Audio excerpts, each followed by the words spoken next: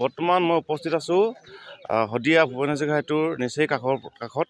আজি সদৌ তিনিচুকীয়া জিলাৰ বেংগলী যুৱ ফেডাৰেশ্যনৰ দ্বাদশ দ্বিবাৰ্ষিক অধিৱেশন আৰু চৈখোৱা অঞ্চলৰ আঞ্চলিক বেংগলী যুৱ ফেডাৰেশ্যনৰ দশম দ্বিবাৰ্ষিক অধিৱেশনৰ আজি সংগতি ৰাখি 15, 16, 17 তাৰিখে মাৰ্চ মাহৰ তেখেতসকলে অধিৱেশন অনুষ্ঠিত কৰিছে। তাৰ লগত সংগতি ৰাখি মাৰাথন দৌৰ প্ৰতিযোগিতা তেখেতলোকে আৰম্ভ কৰিছে আৰু সেই মাৰাথন দৌৰ প্ৰতিযোগিতাৰ নিচামুক্তি অসম গঢ়াৰ ক্ষেত্ৰত তেখেতসকলে সেই মাৰাথন দৌৰ প্ৰতিযোগিতাটো ইয়াত সংগতি ৰাখি আৰু লগতে লাই খুঁটা আজি স্থাপন কৰা হ'ব।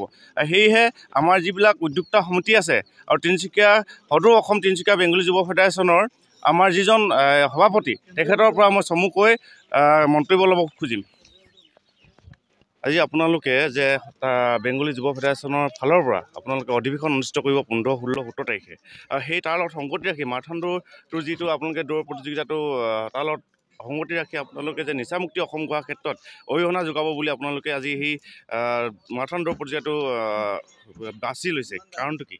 মানে আচলতে কথাটো হৈছে যে আজিৰ যি যুৱ সমাজে আমি দেখিবলৈ পাইছোঁ ক্ৰীড়া জগতৰ লগত যি মানে তেওঁলোকৰ এটা ভূমিকা থাকিব লাগিছিল, বা এটা মানে আগ্ৰহ হ'ব লাগিছিল, সেই বস্তুটো আমি দেখিলোঁ যে আজিৰ যুৱক যুৱতীসকলে অলপ ফালৈ কাটি গৈছে।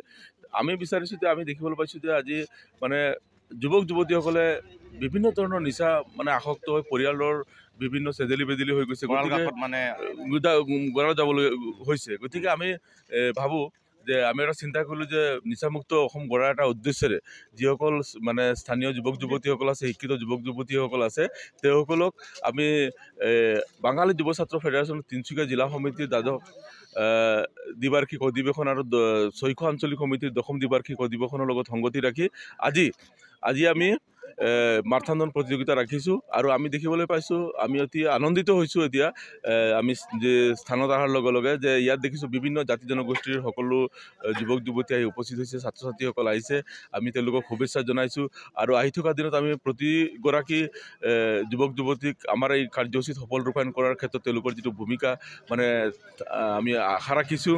আৰু কেৱল মাত্ৰ ক্ৰীড়া জগতে নহয়, তাত আমি আমাৰ যি 3 দিনীয়া কাৰ্যসূচী বৰ্ণাঢ্য কাৰ্যসূচীৰে হ'ব, গতিকে আমি সাংস্কৃতিক দিশতো ৰাখিছোঁ।